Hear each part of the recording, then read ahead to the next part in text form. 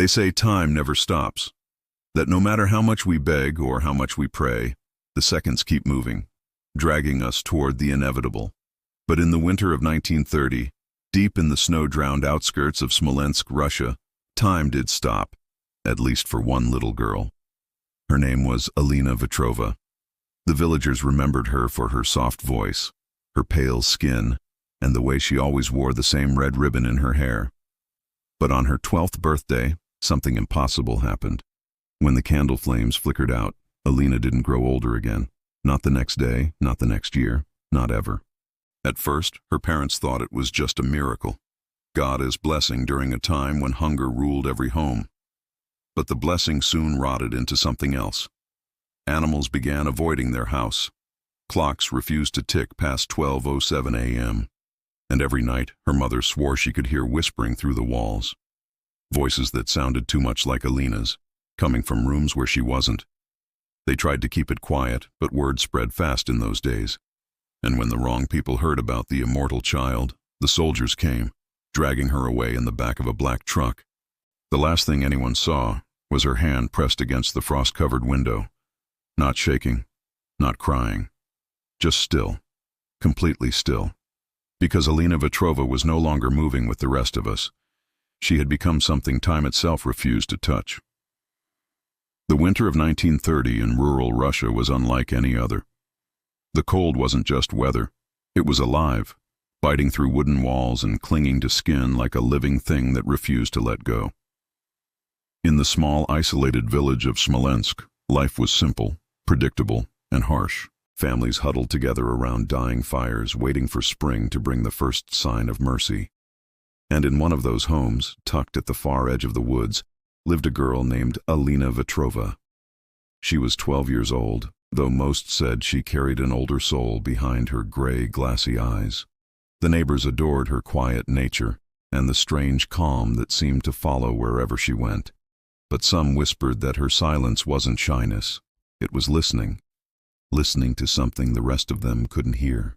On the night of her 12th birthday, her parents decided to make the best of their meager supplies. Her mother baked a small rye cake, cracked and uneven, and her father found an old brass candle to place on top. As the three of them sat together in the dim light, the air felt too still, too expectant, as if the house itself was holding its breath. When Alina leaned forward to blow out the candle, a gust of wind pushed through the cracks of the window frame, snuffing it out before her lips even touched the flame. The moment it did, a strange sound followed. Not the soft sigh of extinguished wax, but a faint metallic click, like a lock turning deep inside the earth. Her parents laughed nervously, brushing it off as imagination, but then her father noticed his watch. It had stopped, hands frozen at exactly 12:07 a.m. He tapped it, shook it, even pressed it to his ear, but the ticking had gone. When they checked the wall clock, it too had stopped. Outside, the church bell that was supposed to mark midnight remained silent. One by one, as the neighbors later admitted, every single clock in the village had frozen at that same moment. Yet no one thought to connect it to the birthday of a little girl. They blamed the cold, the machinery, the damp air, anything that made more sense than believing time itself had faltered. The next morning, Alina woke up exactly as she had been the day before, but in the days that followed, something subtle began to unsettle her parents. Her hair, which had been growing steadily, now seemed untouched. Her cheeks, once rosy from the cold, remained pale no matter how long she stood outside. Even the small scrape she got on her knee never scabbed, never healed. It just stayed there, as if frozen mid-injury. Her mother began to test small things, marking Alina's height on the wall, trimming a lock of her hair, counting the freckles on her face. Days passed, then weeks, and nothing changed. It was as if their daughter had been sealed in glass, trapped in the same moment she blew out that candle. At first, the parents tried to hide it. Her father, a man of faith, believed it was a sign from God. Her mother, trembling with both awe and fear, prayed more than she slept. But the longer Alina stayed the same, the more unbearable the stillness became. Villagers who came by noticed her unchanged face, her unblinking stare, and whispered that she looked more like a photograph than a child.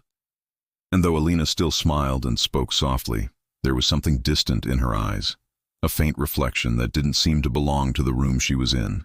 No one knew it then, but that night had marked the death of time for Alina Vetrova. The moment she turned 12, something in the world's rhythm had broken, a quiet, unspoken rule undone by the wish of a girl who perhaps never wanted to grow old, or perhaps never had a choice at all. The night the clock stopped was only the beginning, but it was the sound that followed which haunted the villagers for years to come. The moment the hands froze at 12:07, an eerie stillness spread through the air, as if the village had fallen under a glass dome.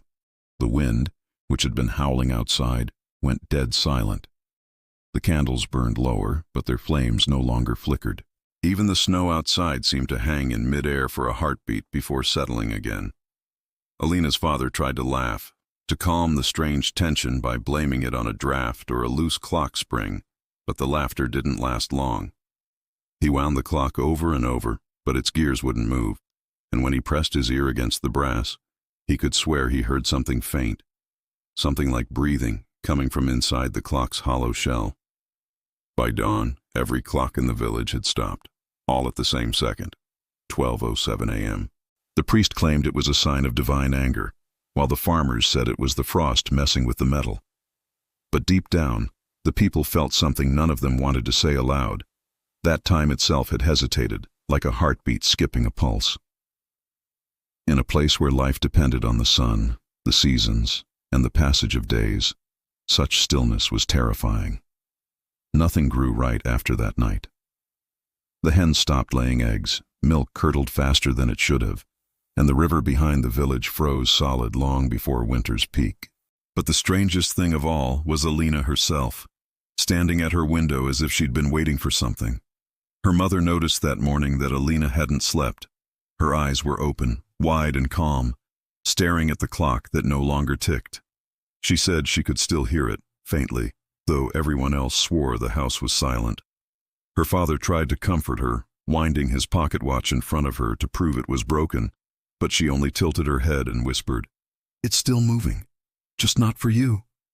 He didn't know what she meant then, and he never asked again. Something about her tone, too quiet, too certain, made the words feel colder than the air outside. That evening, the villagers gathered in the church to discuss what they should do. They brought their clocks, pocket watches, and timers, placing them all on the wooden altar. Some hoped that under the cross the hands might begin to move again, that whatever curse had struck would be undone by faith. But nothing changed. Dozens of motionless faces stared down at dozens of motionless clocks, and the only sound was the drip of melted snow water from their coats onto the wooden floor. The priest said a prayer for protection, though his voice trembled halfway through. Nobody noticed Alina standing in the doorway, barefoot, her breath misting in the candlelight. She watched the clocks with fascination, like someone studying a new language, and when her eyes met the priest's, he faltered mid-sentence and fell silent. Later, he told her father he'd seen her reflection moving differently, out of sync with her real self. When the villagers returned home, the silence followed them like a sickness. Some claimed they could hear faint ticking when they were alone, not in their clocks, but in their walls, their cupboards, even under their beds. Others swore that if they stared long enough at their frozen clock faces, they could see the faintest movement, like the hands twitching, trying to escape an invisible force holding them still. But the most disturbing reports came from those who had passed by the Vetrova home. They said that sometimes, very late at night, one window glowed faintly red as if from candlelight, and through the glass, Alina could be seen standing perfectly still, her head tilted upward toward the sky, the broken clock clutched in her hands, her lips moving soundlessly in the dark. When the strange stillness around the Vetrova home began spreading whispers through the village, fear and fascination grew in equal measure. People avoided passing their street after sunset, but they couldn't stop talking about what might be happening inside. A few brave souls claimed they saw Alina in the window late at night, motionless for hours, her eyes fixed on the same spot as if she were waiting for something that never came. Others said her parents looked like ghosts themselves, thin, sleepless, haunted by something too heavy to name. Eventually, when Alina's mother began crying outside the church one morning, pleading for help, the priest suggested calling in a man from the nearby town who dealt with strange illnesses. His name was Dr. Petrov, and he arrived 3 days later, bundled in a gray coat, with a small black medical bag clutched tightly in his hand. Dr. Petrov was not a kind man, but he was thorough. He had served during the war, seen wounds that should have killed men instantly and didn't, seen bodies preserved by frost for months that still looked as though they were only sleeping. When he entered the Vetrova house, he carried with him the smell of iodine and metal. Alina sat near the window, her face pale and calm, hands folded neatly on her lap. Her eyes followed him without blinking as he unpacked his instruments. He asked her name, her age, her birthday, and each time she answered with a soft voice, polite and deliberate. But when he asked her if she felt any pain, she only smiled faintly and said, "No, not anymore." Her pulse was steady, almost too steady. Her skin was cold but not dead. Her breathing shallow but consistent. Every sign of life was there, but they felt detached, mechanical, like her body was operating on rules different from the rest of the world. When he pressed his stethoscope against her chest, the doctor froze. The heartbeat he heard was slow, unnaturally slow. One soft thump every 20 seconds, yet the girl sat upright, fully awake. He removed the stethoscope, wiped the earpieces, and listened again. The sound was there, distant and hollow, echoing like it came from somewhere deep below the floorboards. Dr. Petrov glanced at her parents, whispering that the child should be taken to the city for observation. But Alina's mother shook her head violently, insisting that her daughter would die if she was moved. The doctor, frustrated but curious, decided to stay overnight. He set up a small cot in the corner of the main room, lit a lantern, and began taking notes. Every hour he checked her vitals. Every hour they remained the same. It was just past midnight when he began to feel something strange. The air in the room thickened, pressing against his lungs as if the walls were breathing. The ticking of his pocket watch stopped, though he hadn't wound it down. When he looked up, Alina was staring directly at him. "Do you hear it too?" she asked softly. He opened his mouth to respond, but before he could, the lantern flickered out. The room fell into pitch darkness, and for a moment he thought he saw a faint shimmer near her, the outline of something shifting, not her shadow, but something that moved independently from her body. There was a whisper, like a voice carried through a tunnel, too distant to make out the words. He reached for his lantern, found it cold to the touch, and then everything went silent. By morning, the doctor was gone. The cot was still there, his bag still neatly placed beside it, but there was no sign of struggle, no footprints leading away from the house. The only thing left behind was his stethoscope, lying on the windowsill where Alina had been sitting, one of its earpieces resting against the glass. The villagers searched for him for days, combing the snow-covered woods, but nothing was ever found. When someone finally asked Alina where he had gone, she simply said, "He went where the sound comes from."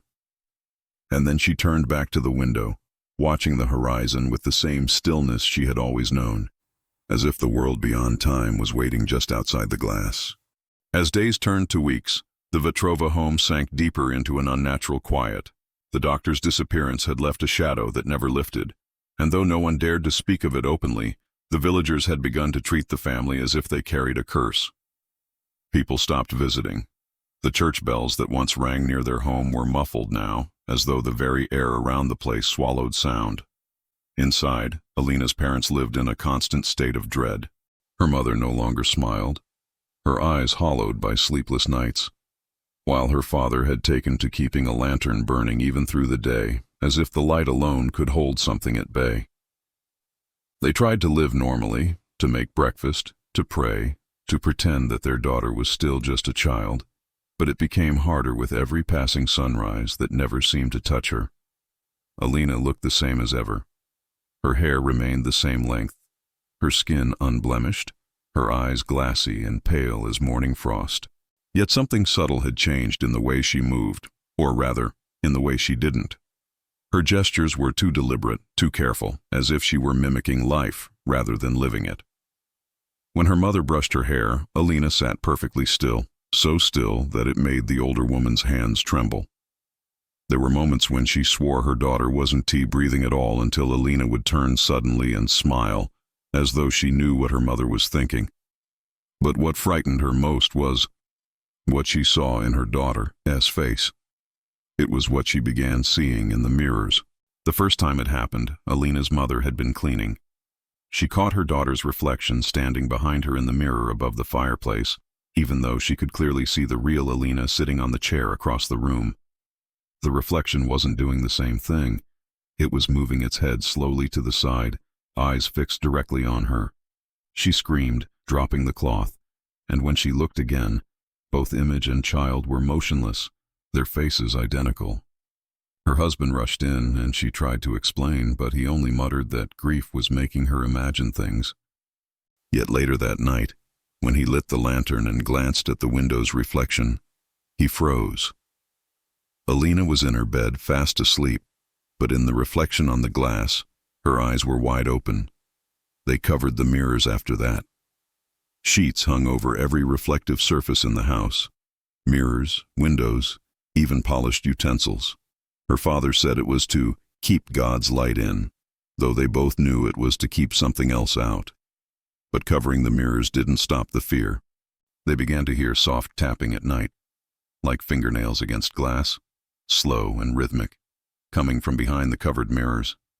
Her mother tried to ignore it, humming lullabies to drown it out, until one night she awoke to find the sheet from the hallway mirror lying crumpled on the floor. The surface gleamed faintly in the moonlight, and though she didn't want to look, she felt her eyes drawn to it. There, reflected in the glass, was Alina, standing in the doorway, staring not at her mother but at the mirror itself. When her father finally decided to take the mirrors down and destroy them, Alina stopped him. Her voice, once soft and childlike, carried a strange authority. "If you break them," she said, "you'll let it out." He froze, his hands shaking, unsure whether to believe her or not. But there was something in her expression, something older than her years, that made him step back. From then on, they left the mirrors alone. They stopped questioning, stopped calling the priest, stopped speaking about anything that had happened. They lived in that house like prisoners, trapped with their own daughter, afraid of what she had become and terrified of what might be watching them through her reflection. The quiet dread that filled the Vetrova home eventually spread beyond its walls. The villagers who once whispered from afar began to notice strange movements near the woods, figures that looked like people but walked too smoothly, too silently, vanishing when approached. The priest claimed it was a punishment for their silence, for not stopping whatever unnatural thing had taken root in the Vetrova household. But it wasn't faith that came next. It was authority. When news of the immortal girl reached the district officials, the story was dismissed at first as local superstition. Yet the part about the missing doctor caught their attention, and soon a black government car rolled through the snow-choked road toward the village, carrying men in thick coats and expressionless faces. They didn't knock when they arrived. They simply entered the Vetrova home with their papers, their weapons, and their silence. Alina's parents begged them not to take her, pleading that she was just a sick child, that the rumors had twisted everything, but the officials didn't listen. To them, this was not a story about faith or fear. It was a potential discovery. The leader, a tall man with a scar down his cheek, ordered the others to secure the subject. He said it as if she were an object, a thing, and not a child standing barefoot on the cold wooden floor. Alina didn't resist. She simply looked at her parents, and though her face didn't change, her eyes said something her lips didn't. A quiet farewell that felt final. The men placed her in the back of the truck, wrapped in a gray blanket, her small frame barely moving as the engine roared to life. Her mother screamed her name until her voice broke, but Alina never turned back. The village was locked down that night. Soldiers posted themselves along the outskirts, keeping everyone inside.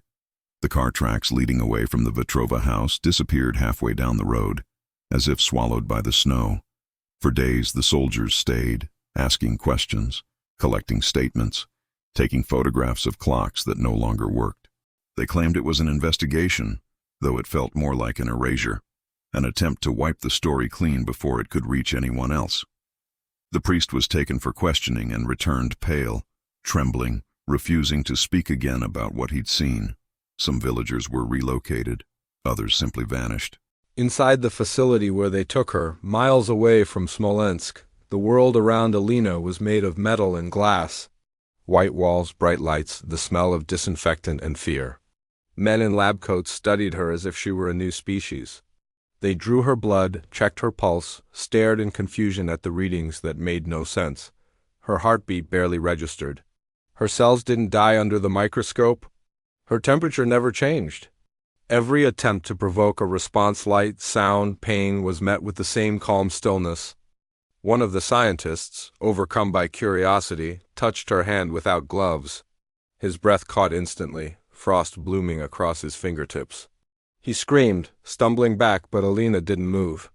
Her gaze was fixed on a single clock on the wall, its second hand spinning uncontrollably, faster and faster until it shattered. Back in the village, the Vetrov's house was sealed off. Windows were boarded, doors nailed shut, and the snow piled high around it like a grave. The villagers stopped saying her name altogether, afraid it might call her back. Yet even under lockdown, strange things persisted. The air around the old house stayed colder than anywhere else. Sometimes, at night, faint light flickered behind the broken windows, like a candle burning underwater. And those who dared to walk past swore they could hear a ticking slow, deliberate, echoing through the frost, like the heartbeat of something that had not and would never stop. The night of the screams was remembered as the moment the world seemed to split open. It began without warning, an ordinary evening at the edge of the woods, a heavy snowstorm sweeping through the valley, and the small government facility standing silent under the white blur of moonlight.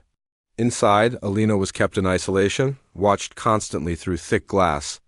The scientists and officers working there had already grown uneasy. Some refused to stay in her presence for long, claiming the air felt wrong in her room, as if the temperature dropped every time she opened her eyes. They said her reflection never matched her movements, that sometimes her lips moved even when she was completely still. The commander dismissed it as nerves, but that night something changed. The lights began to flicker just after midnight, followed by a low humming sound that came from somewhere deep within the walls. The clocks stopped again, all of them freezing at the exact same time, 12:07. It started as a single scream from the laboratory. The guards outside thought someone had dropped equipment or gotten hurt, but then more voices joined in, men shouting orders. Glass shattering, the metallic crash of tables thrown against the floor. The noise grew louder, filling the halls until it was impossible to tell where it was coming from. Then came the smell of burning metal, sharp and unnatural, mixed with something else, something sweet and rotting. The villagers who lived miles away swore they heard it too. A faint chorus of screams carried by the wind, echoing over the frozen river.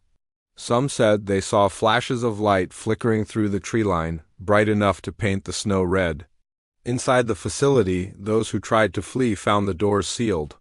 The backup generator had failed, the lights were pulsing in short bursts, and the sound, an endless, high-pitched whine, was deafening. In the observation room, one of the surviving technicians later described what he saw before he lost consciousness. Alina was standing in the center of the room, her bare feet surrounded by frost that spread outward from where she stood. The glass that separated her from them began to frost over, veins of ice snaking across its surface. Her eyes were open, but they no longer looked human. He said they were silver mirror-like and reflected everyone's faces back at them, distorted and terrified. When she spoke, her voice sounded like two overlapping tones, one soft and childlike, the other deep and hollow, saying words he couldn't understand. The facility's alarms blared once before going silent forever. Outside, the soldiers waiting in the trucks reported the temperature dropping so fast that their breath turned to mist and hung in the air without dissipating. Then, in an instant, the noise stopped. Everything, every scream, every crash, every echo just ended. The snow fell in absolute silence. When the soldiers entered the building hours later, every clock inside was shattered, their glass faces spider-webbed and dark. The walls were coated in frost. Every person inside was frozen in place, standing upright, eyes open, their faces locked in the expression of whatever they had last seen. There was no blood, no sign of struggle, only the thin layer of ice covering every surface. In the middle of the main room, Alina was gone. Her restraints lay on the ground, empty and untouched. And where she had been standing, there was a perfect circle melted into the frost, as if something hot had burned through the ice and into the concrete. The soldiers who found it refused to stay long. They said the air inside tasted metallic and wrong, and though the room was silent, they could swear they heard faint whispers echoing behind the walls, repeating something in Russian words that translated to, "It never stopped." By morning, the entire area was sealed off. The official report claimed it was a chemical malfunction. Families of the workers were told there were no remains to bury, but the locals knew better. They said the night the screams ended, the forest stopped moving. Not a single branch swayed, not a single crow called. Time, for a few terrible minutes, had paused again, as if the world itself had taken a breath and dared not let it go. Months passed after the night of the screams, and the memory of that terrible sound faded into whispers buried beneath official denials and winter storms. The facility where it happened was sealed by the state, its windows boarded, its records destroyed. Soldiers were stationed around the perimeter for a short while before they, too, disappeared without explanation. The villagers nearby avoided the road that led to it, saying the snow there never melted, not even in spring. They said the ground was cold enough to burn through your boots, and if you listened closely, you could still hear faint ticking from beneath the ice. It was as if the world itself was trying to bury what had happened. But time has a way of unearthing its own secrets, and soon enough, the impossible found its way back. One evening, long after the facility had been abandoned, a storm rolled across Smolensk. The sky was heavy and red, the kind of color that made people bolt their doors and whisper prayers. Alina's parents had grown older, their faces drawn with grief and guilt, their days spent in silence. They had moved to a smaller house near the edge of the village, trying to forget, though forgetting was impossible when every shadow still seemed to carry her voice. That night, when the wind screamed against the roof and the snow hit the windows like handfuls of gravel, her mother heard something beneath the storm, a soft, rhythmic knock at the door. At first she thought it was her imagination, but the sound came again, steady, patient, like someone who already knew they'd be let in. Her father hesitated, then opened the door. And there she was? Alina stood in the snow, barefoot, her dress thin and soaked through, her hair the same length it had been the night she was taken. She didn't shiver, didn't blink, didn't even seem to breathe. The light from the lantern cast no shadow behind her. For a long moment neither parent spoke. Her mother finally whispered her name, and Alina tilted her head, her lips curling into the faintest, unnatural smile. She looked exactly as she had months ago, not a day older. The storm raged around her, yet not a single flake of snow touched her skin. They brought her inside, trembling as they wrapped her in blankets, but her body felt cold as stone. Her father fetched hot water, but when he placed his hand on her shoulder, it was like touching glass, smooth, hard, and unyielding. She turned her eyes toward him then, and for a split second, he saw something moving inside them, reflections that weren't of the room they were in, but of a long corridor lined with frost and shadows. Her mother began to cry, holding her close, begging her to speak, to tell them where she'd been, but Alina said nothing. She only looked at the wall clock above the fireplace, which had not worked since the day she was taken.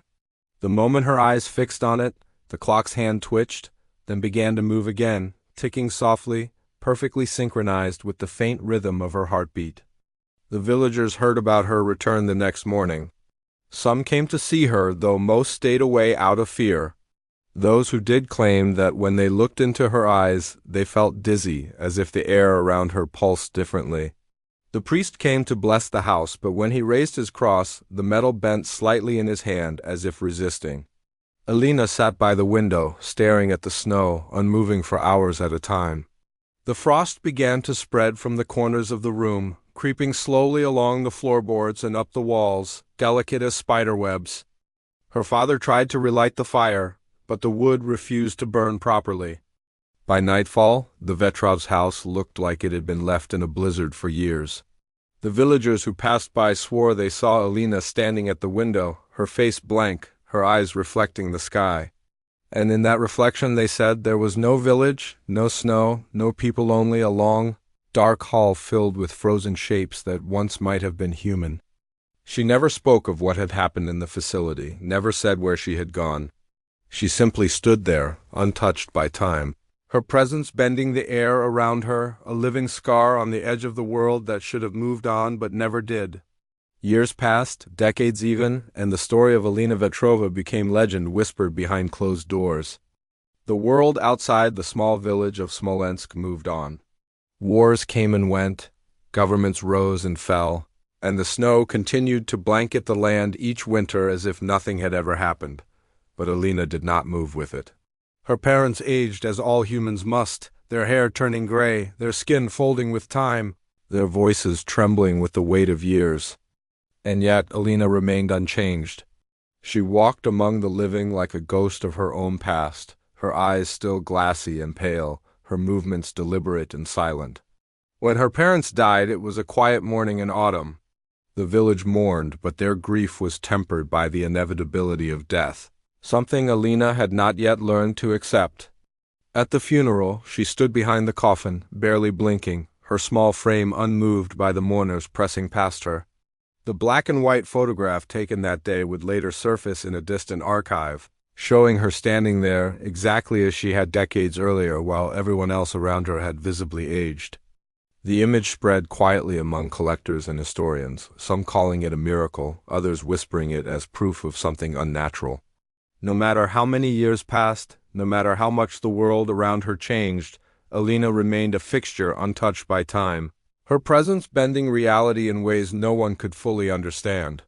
Children who grew up hearing her story swore they saw her at the edge of the woods during winter, her figure frozen among the falling snowflakes, her breath never visible, her gaze never wavering. The villagers who once feared her eventually left her alone. They would leave small offerings at the edge of the forest, bread, milk, candles, perhaps as gestures of respect, perhaps as quiet attempts to placate something beyond comprehension. Alina never took the offerings, never spoke to anyone outside the home she returned to after the government facility. She moved through the village like a shadow, present yet untouchable, watching lives unfold without participating. Her eyes seemed to hold the weight of centuries, reflecting both the sorrow of human frailty and the cold indifference of something eternal. Even those who tried to befriend her found themselves disturbed by the strange stillness that clung to her like a second skin. Over the decades, photographs continued to capture her unchanged face. In school portraits, in wedding photos of distant relatives, in funeral group shots, Alina remained the same. Scientists debated, skeptics dismissed the evidence, but the pattern was undeniable. She did not age. Her presence in these images became a silent marker, a time stamp frozen in a world that refused to pause. No disease, no accident, no act of violence could alter her form. Each picture felt heavier than the last, a reminder of the unnatural force she had become. Scholars who studied her story speculated about the phenomenon, coining theories about temporal displacement, biological stasis, even metaphysical interference. But no one ever reached a conclusion that satisfied the questions her existence raised. Alina Vetrova became more than a girl. She became a legend, a cautionary tale whispered to children, a story to chill the heart even in summer heat. Her life, or the absence of change within it, was recorded and retold, her presence immortalized in countless accounts of the village that refused to forget her. To those who stumbled upon her in photographs or stumbled across the quiet remnants of the house she haunted, she was a reminder that time, though it claims all, does not always obey its own rules. She stood there, silent, eternal, untouchable, a living paradox among the fleeting lives of those who came and went around her. And if you want to hear more spine-chilling stories like this, don't forget to comment, and subscribe.